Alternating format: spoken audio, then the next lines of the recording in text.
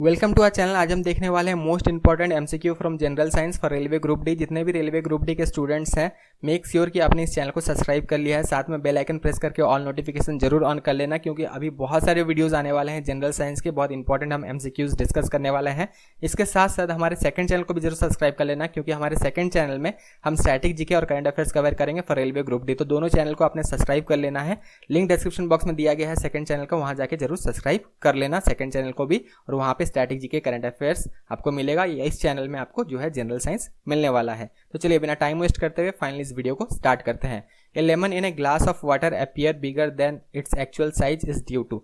तो अगर आप कांच के ग्लास में अगर पानी भर देते हैं और उसके बाद जो है यहाँ पे एक लेमन को अगर आप डाल देते हैं तो इसका साइज जो है आपको बड़ा दिखने लगेगा। और ये किस वजह से पॉसिबल है? ये पॉसिबल होता है रिफ्रैक्शन ऑफ लाइट की वजह से ये पॉसिबल होता है। रिफ्रैक्शन कब होता है? जब रे ऑफ लाइट जो है ये जो है रेयरर मीडियम से अगर डेंसर मीडियम में अगर पास करे तो ये जो है रिफ्रैक्शन यहाँ पे होता है। और जो है ये रे ऑफ लाइट जो है ये कहाँ पे बेंड करता है? बेंड टुवर्ड्स नॉर्मल, जिसकी वजह से ये पॉसिबल होता है। तो यहाँ पे भी वही होगा, जब जो है ये एयर से वाटर में जब ये पास करेगा तो रेयर टू डेंसर मीडियम में पास कर रहा है, जिसकी वजह से जो है यहाँ पे इमेज जो है ये डाइवर्जिंग इमेज जो है यहाँ पे फॉर्म करेगा, और यहाँ पे जो है आपको एनलार्ज यहाँ पे इमेज दिखने वाला है, जिसकी वजह से जो है ये लेमन आपको थोड़ा बड़ा दिखता है।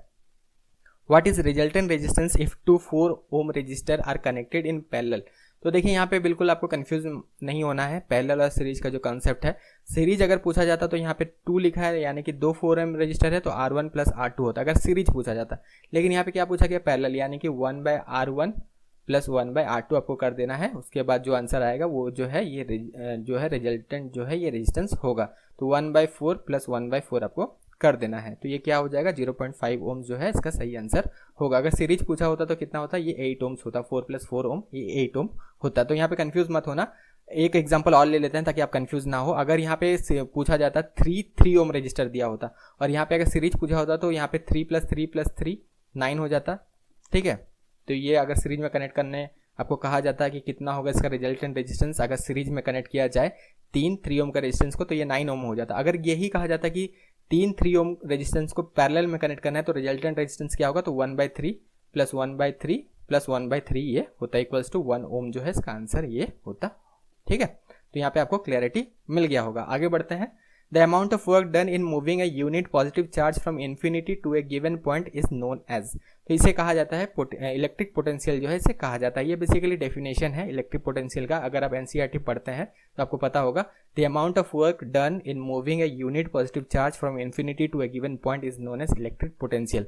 इलेक्ट्रिक पोटेंशियल का थोड़ा फॉर्मूला जरूर देख लेना, यहाँ पे ध्यान में नहीं है, शायद V इक्वल्स टू Q/R ये फॉर्मूला है इलेक्ट्रिक पोटेंशियल का, या फिर V इक्वल्स टू KQ/R ये अगर जो है एक कांस्टेंट भी यहाँ पे होता है। तो एक बार ध्यान रखना यहाँ पे, शायद ये हम कंफर्म नहीं है, ध्यान में अभी नहीं है, लेकिन इलेक्ट्रिक पोटेंशियल का फॉर्मूला जरूर देख लेना। Snell law is related to friction, gravitation, refraction, surface tension. तो स्नेल लॉ जो है ये किससे रिलेटेड है? ये रिफ्रैक्शन से रिलेटेड है। Snell law basically it gives degree of refraction, इसके साथ साथ it also give relation between angle of incidence, angle of reflection and refractive index. यहाँ पे अगर हम स्नेल लॉ का अगर जो है, स्नेल लॉ क्या होता है? Sine I by sine R, ठीक है, इक्वल्स टू कांस्टेंट होता है। कांस्टेंट को हम जो है यहाँ पे म्यू जो है इसे लिखते हैं। इस कांस्टेंट को ही कहा जाता है रिफ्रैक्टिव इंडेक्स। तो यहाँ पे angle of incidence by angle of reflection equals to refractive index, ये बेसिकली स्नेल लॉ होता है and it is related to refraction. Second, equation of motion give relation between. तो इस तरह के क्वेश्चंस बनते हैं रेलवे में। रेलवे में जो 2018 में जितने भी एग्जाम्स हुए थे, जैसे ग्रुप डी का हुआ था, एलपी का हुआ था, टेक्नीशियन का हुआ था, 2019 में फिर जेई का हुआ, फिर 2020 के पूरे एंड में जो है एक्सट्रीम एंड में अगर हम देखें तो यहाँ एनटीपीसी का हुआ। तो यहाँ पे लगभग हमने सारे पेपर का एनालिसिस किया है। तो यहाँ पे बहुत अच्छा से हमें पता है कि रेलवे का लेवल क्या है, किस तरह के वो क्वेश्चंस फ्रेम करते हैं, और उसी तरह के क्वेश्चंस को आपको फ्रेम करके यहाँ पे डाला गया है। उसी जो है लेवल का यहाँ पे क्वेश्चन को फ्रेम करके रखा गया है। और जो रेलवे है ये कोई भी एग्जाम ले ले, चाहे एनटीपीसी ले, चाहे जेई ले, चाहे एलपी, टेक्नीशियन, ग्रुप डी ले, यहाँ पे लेवल चेंज नहीं होता, लेवल वही सेम होता है। इसी वजह से जो है हमने इस तरह के क्वेश्चंस को फ्रेम किया है, ताकि रेलवे का जो एक्यूरेट लेवल है वो आपको यहाँ पे पता चले। ठीक है, तो इस तरह क्वेश्चंस बनाता है रेलवे, इसी वजह से जो है इस तरह क्वेश्चंस को हमने कवर अप किया है।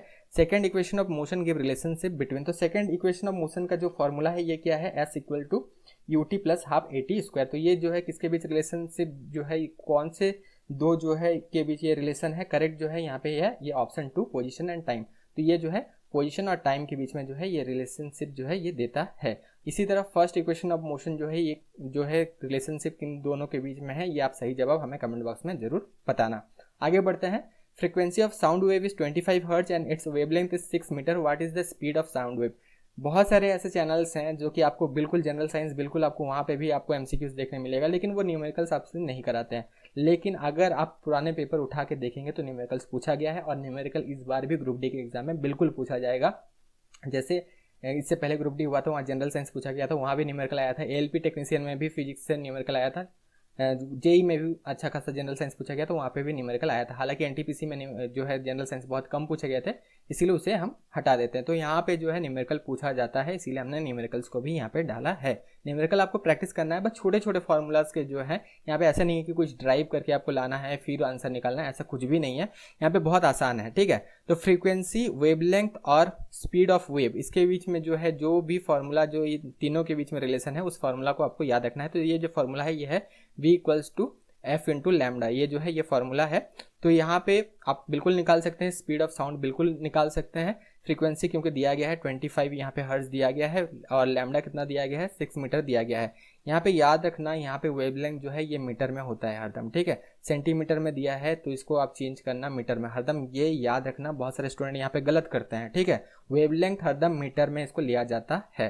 तो यहाँ पे 25 × 6 ये कितना हो जाएगा? तो ये हो जाएगा 150 मीटर पर सेकंड ये हो जाएगा। और इसी फॉर्मूला से आप और भी चीज़ भी निकाल सकते हैं। मान लीजिए आपको स्पीड दिया गया है, स्पीड ऑफ द वेव दिया गया है, कोई भी वेव हो, साउंड वेव हो, कोई भी वेव हो, स्पीड ऑफ द वेव दिया गया है, इसके साथ जो है वेवलेंथ दिया गया है, फ्रीक्वेंसी निकालना आपको कहा जाएगा। तो ये भी आप निकाल सकते हैं इस फार्मूला से। इसी तरह वेवलेंथ भी निकाल सकते हैं, अगर स्पीड ऑफ वेव दिया गया है साथ में फ्रीक्वेंसी दिया गया है। तो ये फार्मूला को ध्यान रखना, काफ़ी बार जो है फार्मूला यूज होता है। देखिए यहाँ पे आपको एक्यूरेट ही लेवल मिलेगा, जो रेलवे का है वही लेवल मिलेगा। इसीलिए जो है यहाँ पे बेस्ट जो क्वेश्चंस हो सकते हैं उनको हमने फ्रेम किया है, ताकि बाकी जो चैनल में नहीं होते हैं ना, बाकी जो चैनल में आपको नहीं मिलते हैं वो आपको यहाँ पे मिल सके। इसी वजह से हम बार बार कहते हैं सब्सक्राइब कर ले, साथ में बेल आइकन प्रेस कर ले। बहुत सारे वीडियोज आने वाले हैं, बहुत सारे हम क्वेश्चन प्रैक्टिस करने वाले हैं। जैसे कि लाइफ साइंस से काफ़ी सारे क्वेश्चंस हम प्रैक्टिस करने वाले हैं, केमिस्ट्री के काफ़ी सारे क्वेश्चंस हम प्रैक्टिस करने वाले हैं, फिजिक्स का तो कर ही रहे हैं। इसके बाद फिर नेक्स्ट जो है केमिस्ट्री आएगा, लाइफ साइंस आएगा, इसी तरह कंटिन्यू रहेगा। सबसे पहले हमने स्टार्ट किया था केमिस्ट्री से, उसके बाद लाइफ साइंस का कल हमने वीडियो डाला, आज फिजिक्स का डाला, फिर कल जो है एक दिन गैप हो जाएगा, कल जो है केमिस्ट्री के बाद फिर फिजिक्स, फिर जो है लाइफ साइंस आएगा, फिर फिजिक्स आएगा। इसी तरह जो है ये कंटिन्यू रहेगा, ठीक है। इसीलिए हमारे चैनल से जो है जरूर जुड़े रहें। अगर अभी तक आपने सब्सक्राइब नहीं कर रखा है तो सब्सक्राइब भी जरूर कर लें। सेकंड चैनल को भी कर लेना, क्योंकि वहाँ भी बहुत इंटरेस्टिंग चीज़ें जो हैं ये आने वाले हैं। Diamond has maximum refractive index due to, तो डायमंड का जो है रिफ्रैक्टिव इंडेक्स सबसे ज़्यादा इसलिए होता है क्योंकि यहाँ पे जो है टोटल इंटरनल रिफ्लेक्शन की वजह से पॉसिबल है। जब एक रे ऑफ लाइट जो है पास होता है डायमंड से तो उसे multiple total internal reflection face करना पड़ता है, जिसकी वजह से ये डायमंड जो है स्पार्कल करता है। अब क्वेश्चन सिर्फ ये नहीं पूछा जाता, क्वेश्चन ये भी पूछा जाता है कि डायमंड का रिफ्रैक्टिव इंडेक्स कितना है। अगर सबसे ज़्यादा है तो कितना है, तो 2.42 जो है इसका रिफ्रैक्टिव इंडेक्स होता है। और क्वेश्चन इतना तक ही नहीं है, कभी कभी क्वेश्चन ये भी पूछा जाता है कि रिफ्रैक्टिव इंडेक्स का जो है यूनिट क्या होता है। तो रिफ्रैक्टिव इंडेक्स का कोई यूनिट नहीं होता, ध्यान में रखना, रिफ्रैक्टिव इंडेक्स का कोई यूनिट नहीं होता, ये यूनिट लेस होता है। तो जितने भी रिलेटेड क्वेश्चन है उनको भी साथ में डिस्कस कर लेंगे। The phenomena exhibited by prism when white light passes through it, तो इस फेनोमेना को क्या कहता है, हम इसे डिस्पर्सन जो है कहते हैं, डिस्पर्सन ऑफ लाइट कहते हैं। जब प्रिज्म से जो है व्हाइट लाइट पास होता है तो क्या होता है, 7 कलर्स में ये स्प्लिट हो जाता है, तो इसे डिस्पर्सन बेसिकली कहा जाता है। इस फेनोमेना को जो है डिस्पर्सन कहा जाता है। Scattering of light depends on dash of light, intensity, wavelength, frequency, amplitude. तो इसका सही जवाब होगा, ये होगा वेवलेंथ। ये स्कैटरिंग ऑफ लाइट जो है किसके ऊपर डिपेंड करता है, वेवलेंथ ऑफ लाइट के ऊपर डिपेंड करता है। वेवलेंथ जितना छोटा उतना ज़्यादा जो है लाइट स्कैटर होगा, ठीक है। वेवलेंथ जितना बड़ा उतना कम जो है लाइट यहाँ पे स्कैटर होने वाला है। थोड़ा सा डिस्कस कर लेते हैं ताकि अच्छा से आपको क्लैरिटी रहे। यहाँ पे रेले का जो है यहाँ पे लॉ अप्लाई किया जाता है, रेले स्कैटरिंग लॉ जो है अप्लाई किया जाता है। तो ये रेले स्कैटरिंग लॉ यहाँ पे ये क्या डिस्क्राइब करता है, scattering of light is inversely proportional to 4th power of wavelength, यानी कि scattering of light is equal inversely proportional to 4th power of wavelength, ठीक है, लैम्डा टू द पावर 4। ये बेसिकली ये रेले स्कैटरिंग लॉ है, याद रखना, I = 1 lambda to the power 4, यानी कि स्कैटरिंग ऑफ लाइट, ये scattering of light is equal to 1/−4 to the lambda to the power 4। ये बेसिकली इसका जो है रेले स्कैटरिंग लॉ का ये फॉर्मूला है। तो जितना छोटा होगा वेवलेंथ उतना ज़्यादा जो है लाइट जो है स्कैटर होगा। इसी वजह से अगर आप स्काई में देखते हैं तो ये ब्लू कलर होता है। रेड क्यों नहीं होता है, क्योंकि रेड कलर का जो है ये वेवलेंथ ज़्यादा होता है, जिसके वजह से ये पॉसिबल नहीं है। फिर आपका ये भी क्वेश्चन हो सकता है, देखिए वेवलेंथ तो ब्लू का सबसे छोटा नहीं है, वेवलेंथ तो वायलेट का सबसे छोटा है, तो वायलेट कलर क्यों नहीं होता स्काई में? ये इसलिए नहीं होता है क्योंकि जो सनरेज हैं जो कि निकलते हैं सन से, वो जो है उनका जो है यूनिफॉर्म वेवलेंथ नहीं होता, जिसकी वजह से स्काई का जो कलर है ये ब्लू है। ब्लू का जो है यहाँ पे लीस्ट जो है यहाँ पे सबसे जो है यहाँ पे कम ये होता है, सबसे कम वेवलेंथ होता है, जिसके वजह से ये सबसे ज़्यादा स्कैटर करता है। बहुत सारे अलग अलग चैनल्स में आपको ये देखने मिलेगा, क्योंकि ओशन का कलर ब्लू है, इसी वजह से जो है स्काई को जो है ये रिफ्लेक्ट होता है और स्काई कलर ये इसी वजह से ब्लू है। ये कंप्लीटली गलत कॉन्सेप्ट है। यहाँ पे रेलेग स्कैटरिंग लॉ यहाँ पे जो है यूज़ किया जाता है। इससे जो है ये डिफाइन किया जा सकता है कि जो है स्काई का कलर क्यों जो है ये ब्लू है। The highest surface part of wave is called crest and the lower part is called. तो अगर हम एक वेवलेंथ देखें तो ये एक वेवलेंथ है, तो इसका हाईएस्ट पार्ट जो है इसे हम क्रेस्ट कहेंगे और जो लोएस्ट पार्ट है इसे ट्रफ जो है ये कहा जाता है। तो ऑप्शन 1 जो है ये करेक्ट है। ये क्वेश्चन बहुत बार बना है, तो ध्यान रखना हाईएस्ट पार्ट को जो है क्रेस्ट कहा जाता है, CREST क्रेस्ट कहा जाता है, और लोएस्ट पार्ट जो है इसे ट्रफ कहा जाता है।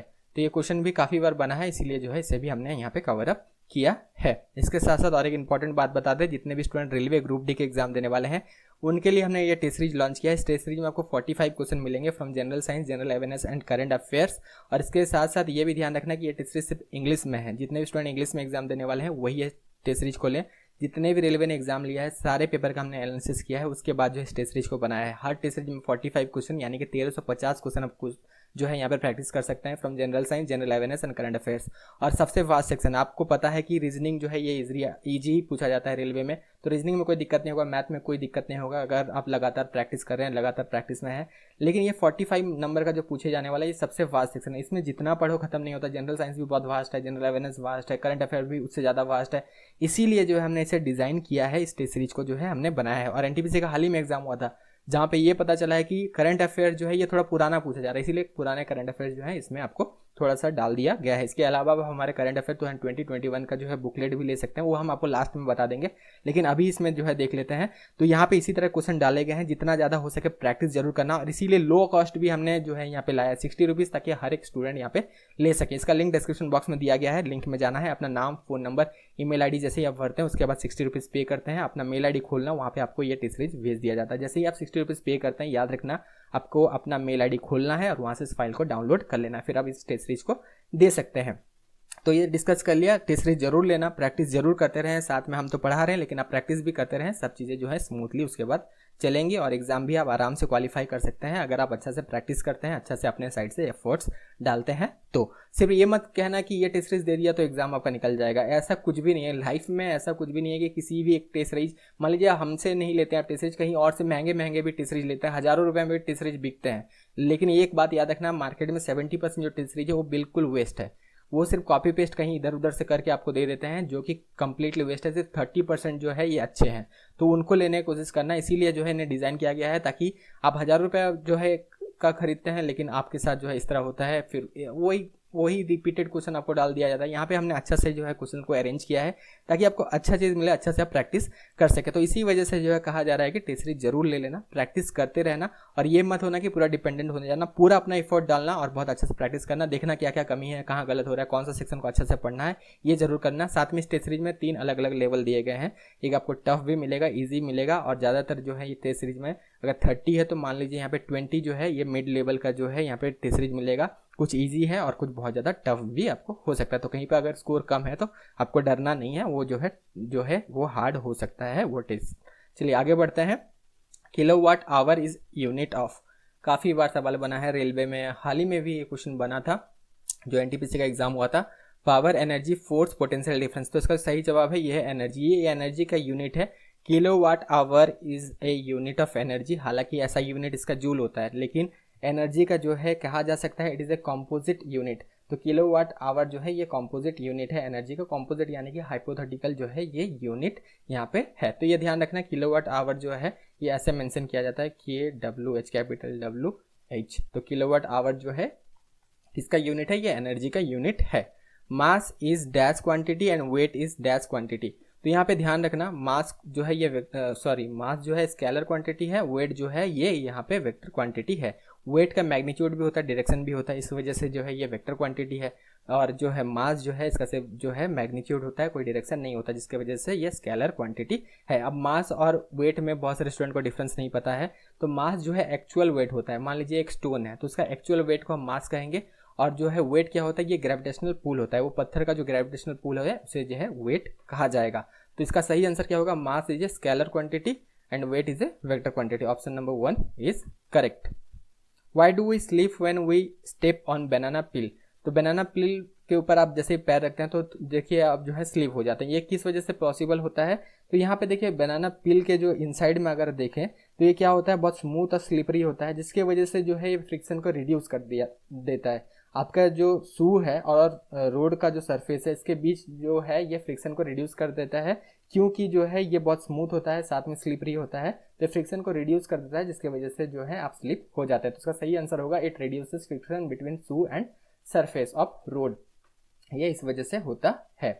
The distance between the pole and principal focus of mirror is called. तो यहाँ पे थोड़ा सा डायग्राम बना ही लेते हैं ताकि आपको अच्छे से पता चल जाए। तो ये सेंटर जो है ये पोल है और यहाँ से एक लाइट और ये एक लाइट यहाँ से पास हो रहा है, तो यहाँ पे मान लीजिए यहाँ पे ये मीट कर रहे हैं, तो ये फोकस है, ठीक है। तो फोकस और पोल, प्रिंसिपल फोकस और पोल के बीच जो डिस्टेंस है इसे क्या कहा जाता है, इसे फोकल लेंथ कहा जाता है, ठीक है। डायग्राम के साथ यहाँ पे थोड़ा आपको कह दिया जाता है ताकि जो है आसान हो जाए, तो इसे जो है फोकल लेंथ कहा जाता है। तो इसका सही आंसर होगा option number 1 focal length. Which are the following take part in mirage formation. तो इसका सही जवाब है total internal reflection. Total internal reflection की वजह से ये पॉसिबल होता है। हालांकि मिराज जो है ये ऑप्टिकल इल्यूजन है, ये जो है रियलिटी नहीं होता। कैसे मिराज फॉर्म होता है थोड़ा सा यहाँ पे भी डिस्कस कर लेते हैं। ज़्यादातर ये डेजर्ट्स में होते हैं। तो मान लीजिए डेजर्ट है, उसका सैंड जो है गर्मियों के दिनों में बहुत गर्म हो जाता है, ज़्यादातर गर्मियों के दिनों में ही मिराज फॉर्म होता है, तो बहुत गर्म हो जाता है। लेकिन एटमॉस्फेयर में जो एयर होता है एनवायरनमेंट में, ये जो है थोड़ा सा कूल होता है। तो यहाँ पे जो सैंड है ये बहुत ज़्यादा गर्म है नीचे का, तो यहाँ पे जो है इसके ऊपर जो थोड़ा सा लेयर होता है गैस का, ये जो है बहुत इसके साथ साथ भी गर्म हो जाता है, क्योंकि सैंड भी बहुत ज़्यादा गर्म है, तो इसका ऊपर का थोड़ा सा जो लेयर है ये गर्म हो जाता है। तो रे ऑफ लाइट जब पास होता है कूल लाइट से होते हुए, जब हॉट जो है कूल एयर से होते हुए हॉट एयर में जब ये पास होता है, तो इसे जो है टोटल इंटरनल रिफ्लेक्शन जो है फेस करना पड़ता है, जिसके वजह से जो है मिराज फॉर्मेशन होता है। So mirage is basically possible due to atmospheric reflection. आपको अगर टोटल इंटरनल रिफ्लेक्शन भी नहीं दिया जाता है, कभी कभी एग्जामिनर भी थोड़ा सा चालाकी कर लेते हैं, एटमॉस्फेरिक रिफ्रैक्शन जो है ये ऑप्शन में होता है, तो याद रखना एटमॉस्फेरिक रिफ्रैक्शन की वजह से ये पॉसिबल होता है। एटमॉस्फेरिक रिफ्रैक्शन ना हो तो फिर टोटल इंटरनल रिफ्लेक्शन ही होता है, क्योंकि जब कूल एयर से ये हॉट एयर में ये जब पास होते हैं तो यहाँ पे मिराज जो है ये फॉर्म होता है due to total internal reflection. Which force act in the direction opposite to the applied force. तो इसे भी थोड़ा सा यहाँ पर डिस्कस कर लेते हैं ताकि आपको और ज़्यादा यहाँ पे क्लैरिटी हो। मान लीजिए एक वुडन ब्लॉक है, ठीक है, क्यूबिकल वुडन ब्लॉक है, इसे आप पुल कर रहे हैं, तो फोर्स कहाँ अप्लाई कर रहे हैं, यहाँ पे। तो इसके ऑपोजिट में कौन सा फोर्स एक्ट करेगा, तो इसके ऑपोजिट में हरदम याद रखना फ्रिक्शनल फोर्स जो है ये जो है ये काम करेगा। तो ये ध्यान रख सकते हो। और एक डायग्राम बनाते हैं, जैसे एक वुडन ब्लॉक है, आप इसे जो है इस तरफ पुश कर रहे हैं, ठीक है, इस तरफ आप फोर्स लगा रहे हैं, तो यहाँ पे जो है फ्रिक्शनल फोर्स कहाँ लगेगा, इसके ऑपोजिट यानी कि यहाँ पे, तो यहाँ पे फ्रिक्शनल फोर्स यहाँ पे लगेगा। तो अप्लाइड फोर्स के ऑपोजिट में कौन सा फोर्स लगता है, ये फ्रिक्शनल फोर्स लगता है। तो इसका सही आंसर हो जाएगा फोर्स ऑफ फ्रिक्शन, इसका सही आंसर हो जाएगा। वो फ्रिक्शनल फोर्स या फोर्स ऑफ फ्रिक्शन, ये सही जवाब इसका हो जाएगा। Option number 4 is correct. Which will produce more heat at 100 degree Celsius, boiling water, steam, both 1 and 2 will produce equal heat, can't be determine. तो इसका सही जवाब है ये है ऑप्शन 2 स्टीम। स्टीम का जो है ये हीट ज़्यादा होगा due to latent heat of vaporisation. Latent heat of vaporisation के वजह से स्टीम जो है ये ज़्यादा गर्म होता है, इसके ज़्यादा गर्म इसलिए होता है क्योंकि लेटेंट हीट ऑफ वेपराइजेशन जो है ये एक्स्ट्रा एनर्जी जो है इसमें प्रेजेंट होता है। इसीलिए आप जब भी देखेंगे बॉइलिंग वाटर में अगर आपका स्किन जल जाता है तो उतना ज़्यादा आपको पेन नहीं होता, लेकिन स्टीम में अगर जल जाएगा, मान लीजिए कोई वाटर बॉयल हो रहा है, वो ढका हुआ है, अगर उस ढक्कन को आप खोलते हैं, जब स्टीम आपके हाथ में लगेगा तो देखिएगा बहुत ज़्यादा जलता है। ये किस वजह से होता है, बिकॉज स्टीम में जो है ये लेटेंट हीट ऑफ वेपराइजेशन होता है और इस वजह से जो है इसमें ज़्यादा एनर्जी होता है, जिसके वजह से यहाँ पे आपको ज़्यादा यहाँ पे इरिटेशन फील होता है। तो यहाँ पे स्टीम जो है ये ज़्यादा हीट प्रोड्यूस करेगा in 100 degree Celsius then boiling water. तो ये कॉन्सेप्ट भी क्लियर करना जो है ये जरूरी है, तब आपको क्लैरिटी रहेगा। क्वेश्चन को ट्विस्ट भी कर दिया जाए तो आपको कोई दिक्कत नहीं होगा। Which type of lens is natural lens present in human आई, तो ह्यूमन आई में जो लेंस प्रेजेंट होता है ये कौन सा लेंस होता है, तो ये जो है बहुत आसान सा जो है इसका आंसर है, ये है कॉन्वेक्स लेंस। कॉन्वेक्स लेंस जो है यहाँ पे यूज़ किया जाता है, काफ़ी बार क्वेश्चन बना है, तो ये इसमें डिस्कस करने का कुछ नहीं है, जो भी लेंस प्रेजेंट होता है ये कॉन्वेक्स लेंस होता है, रियल इमेज जो है इसमें फॉर्म होता है। और इसे जो है कॉन्वेक्स लेंस को जो है आई उसी तरह डिज़ाइन किया गया है ताकि उसको इस हिसाब से जो है इसे कम ज़्यादा किया जा सके। तो ये भी याद रखना है, कॉन्वेक्स लेंस जो है ये होता है। Thin oil film on water surface appear coloured because, बहुत आसान सा क्वेश्चन है, आपके लिए छोड़ा जा रहा है, आजकल जो है आप जवाब नहीं दे रहे कमेंट बॉक्स में, इसी वजह से जो है ये क्वेश्चन आपके लिए छोड़ा जा रहा है। थिन ऑयल फिल्म जो है ये वाटर सरफेस में अपीयर करता है coloured because of polarisation, reflection या इंटरफ्रेंस, किस वजह से होता है, इसका सही जवाब देना। बहुत आसान सा सवाल है लेकिन जवाब आपको देना ही है कमेंट बॉक्स में, ये आपको याद रखना है कि कमेंट बॉक्स में आपको जरूर इसका जवाब देना है। आगे बढ़ते हैं। Time taken for one complete oscillation in density of medium is called dash of wave, तो इसे टाइम पीरियड कहा जाता है। ठीक है, टू कंप्लीट वन ऑसिलेशन जो है, वन ऑसिलेशन जैसे ही कंप्लीट होता है तो इसे जो है time period of the wave इसे कहा जाता है। जैसे पेंडुलम हो गया, पेंडुलम में अगर एक ऑसिलेशन उसने कंप्लीट कर लिया तो इसे क्या कहा जाएगा, time taken to complete one oscillation by pendulum is called time period. Simple है, पेंडुलम का जो बॉब है वो अगर यहाँ से गया फिर रिटर्न यहाँ तक आया फिर यहाँ पे अपने पोजीशन में आ गया तो इसे क्या कहा जाएगा, इसे जो है टाइम पीरियड जो है कहा जाएगा। तो सिंपल है, यहाँ पे क्वेश्चन को थोड़ा सा जो ट्विस्ट कर दिया गया है, पेंडुलम नहीं लिख के यहाँ पे डेंसिटी ऑफ द मीडियम लिख दिया गया है ताकि स्टूडेंट थोड़े से कंफ्यूज हो जाए, लेकिन अगर कॉन्सेप्ट क्लियर है तो कोई आपको नहीं रोक सकता। इसका सही जवाब है time period. Drag is the name given to frictional force exerted by fluid, resin, gel, foam, तो इसका जो सही जवाब है ये है ऑप्शन 1 फ्लूइड। तो फ्लूइड जो है बेसिकली ये कुछ नहीं है, फ्रिक्शनल फोर्स जो हम सॉलिड में देखते हैं उसे फ्रिक्शनल फोर्स कहते हैं, और फ्रिक्शनल फोर्स इन अगर हम लिक्विड या गैस में देखें तो इसका स्पेशल जो नाम दिया गया है ये दिया गया है ड्रैग, तो वही फ्रिक्शनल फोर्स है। अभी हमने देखा था अप्लाइड फोर्स के अपोजिट में फ्रिक्शनल फोर्स काम करता है, तो उसी तरह लिक्विड और गैस में फ्रिक्शनल फोर्स का जो नाम दिया गया है ये दिया गया है ड्रैग। तो यहाँ पे कंफ्यूज नहीं होना है। और फ्लूइड में क्या क्या आता है, फ्लूइड में गैस और जो है लिक्विड ये दोनों आते हैं, तो ये ध्यान रखना। अब जो है गैस एंड लिक्विड जो है ये फ्लूइड में इसलिए आते हैं बिकॉज दे कैन फ्लो, इस वजह से जो है ये फ्लूइड में आते हैं। तो यहाँ पे आपको क्लैरिटी मिल गया होगा। If a current of 2.5 ampere flows for 10 minutes, how much charge flows in this time? 60 coulomb, 1500 coulomb, 1200 coulomb, 240 coulomb. तो देखिए ये न्यूमेरिकल है, इस तरह के न्यूमेरिकल्स बिल्कुल आपसे पूछे जाएंगे। तो यहाँ पे आपको क्या फार्मूला लगाना है, तो यहाँ पे जो फार्मूला लगेगा ये होता है current equals to Q by T, charge by time, ये होता है current equals to Q by T जो है ये बेसिकली इसका बेसिक फार्मूला है। तो ये सब बेसिक फार्मूला आपको याद रखना है, छोटा सा फार्मूला यूज करने से ही आप सॉल्व कर सकते हैं। इस तरह के न्यूमेरिकल पूछा जाता है। तो यहाँ आपको क्या निकालना है, चार्ज निकालना है ना, तो Q equals to I into T हो जाएगा, करंट इंटू टाइम यहाँ पे हो जाएगा। लेकिन यहाँ पे फिर से ध्यान रखना है, टाइम का जो है ऐसा यूनिट क्या होता है, सेकंड होता है, दिया क्या गया है मिनट में दिया गया, तो इसको सेकंड में कन्वर्ट कर देते हैं, 10 इंटू 60 कर देते हैं, तो ये कितना हो जाएगा 600 यहाँ पे हो जाने वाला है। ठीक है, सॉरी यहाँ 60 कर देंगे तो इसका आंसर जो है ये 600 सेकेंड्स यहाँ पे हो जाएगा। तो यहाँ पे 600 सेकेंड और करंट कितना दिया गया 2.5 एम्पेयर्स, तो 2.5 इंटू 600 हम कर देंगे तो कितना हो जाएगा ये हो जाएगा 1500 कूलम जो है इसका सही जवाब होगा। तो इसी तरह के छोटे छोटे न्यूमेरिकल्स जो हैं पूछे जाते हैं रेलवे के एग्जाम में। अगर बेसिक फार्मूला आपको पता है ना तो ये सब जो है न्यूमेरिकल्स बहुत आसान है, आप बिल्कुल टाइम वेस्ट भी मत करना इसमें, ये डायरेक्टली सॉल्व हो जाएगा। आपको जो है यहाँ पे पेन भी यूज़ करना नहीं पड़ेगा, अगर आप थोड़ा सा प्रैक्टिस में है तो आपको देखते ही पता चल जाएगा कि यहाँ पे कौन सा फार्मूला जो है ये लगाना है। Which device present in hearing aid receives the sound? Amplifier, microphone, speaker, sound actuator। तो इसका जो सही जवाब है ये है माइक्रोफोन। माइक्रोफोन जो है ये क्या करता है, बेसिकली माइक्रोफोन जो है इस साउंड को रिसीव करता है, फिर माइक्रोफोन आपको पता है ये कन्वर्ट करता है sound energy to electrical energy. तो इलेक्ट्रिकल एनर्जी में जब ये कन्वर्ट कर देता है तो फिर ये इसे जो है एम्पलीफायर को भेज देता है। एम्पलीफायर जो है इसे एम्पलीफाई करके जो है स्पीकर के थ्रू जो है इसे और लाउडर करके जो है ईयर तक पहुंचा देता है। तो ये जो है हियरिंग एड जो है ये बेसिकली इसमें जो साउंड रिसीव जो होता है कहाँ से होता है, माइक्रोफोन से होता है, जो कि साउंड को इलेक्ट्रिकल एनर्जी में कन्वर्ट करता है, फिर इस सिग्नल को जो है भेज देता है एम्पलीफायर में, एम्पलीफायर इसे एम्पलीफाई करके स्पीकर के थ्रू जो है इसे कान तक पहुंचा देता है। तो यहीं तक था वीडियो कैसा लगा कमेंट बॉक्स में जरूर बताना। इसके साथ साथ अगर आप ट्विटर में है तो ट्विटर में हमें जरूर फॉलो कर लेना, उसका भी लिंक डिस्क्रिप्शन बॉक्स में दिया गया है। सेकंड चैनल को सब्सक्राइब करना मत भूलना, और टेस्ट सीरीज भी हाँ बिल्कुल लेते रहना इस टेस्ट सीरीज को, और साथ में प्रैक्टिस भी करते रहना, टेस्ट सीरीज लेना मत भूलना, इसका लिंक भी डिस्क्रिप्शन बॉक्स में आपको दे दिया गया है। तो वीडियो यहीं तक था, thank you, all the best.